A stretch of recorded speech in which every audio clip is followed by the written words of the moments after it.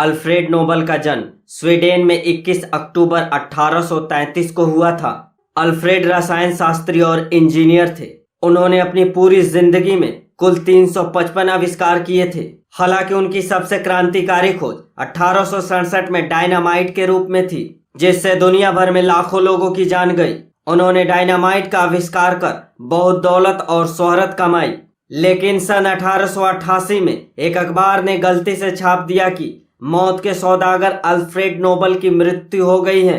जब अल्फ्रेड ने इस न्यूज को पढ़ा तो वह अंदर से टूट गए और वह सोचने पर मजबूर हो गए कि क्या मेरी मृत्यु के बाद दुनिया मुझे सच में मौत के सौदागर के रूप में याद रखेगी।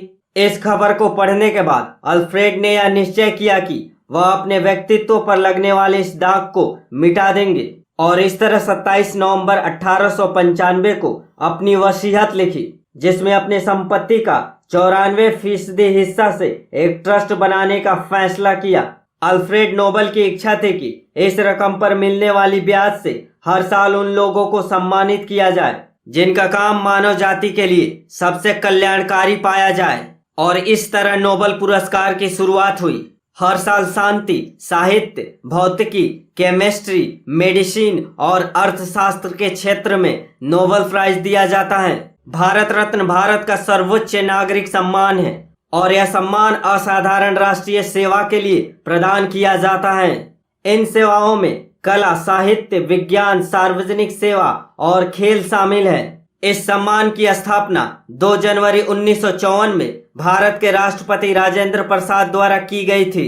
1954 में जब इस सम्मान की स्थापना की गई तब यह सम्मान सिर्फ जीवित व्यक्तियों को ही मिलता था, लेकिन 1955 के बाद यह सम्मान मृत्यु के बाद भी दिया जाने लगा।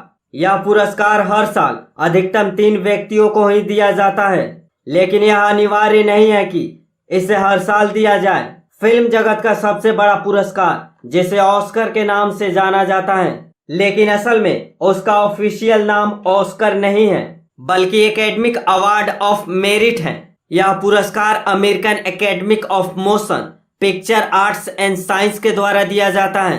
यह पुरस्कार फिल्म उद्योग में डायरेक्टर, एक्टर, राइटर के बढ़िया काम को पहचान देने के लिए दिया जाता है।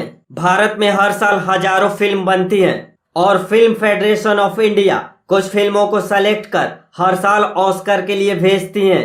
लेकिन ऑस्कर अवार्ड की बात तो छोड़िए, इन फिल्मों का ऑस्कर में नॉमिनेशन भी नहीं होता। आज तक पूरे भारत में 3 फिल्म मदर इंडिया, लगान और सलाम बॉम्बे को ही ऑस्कर के लिए नॉमिनेट किया गया, लेकिन इन्हें भी ऑस्कर अवार्ड नहीं मिला।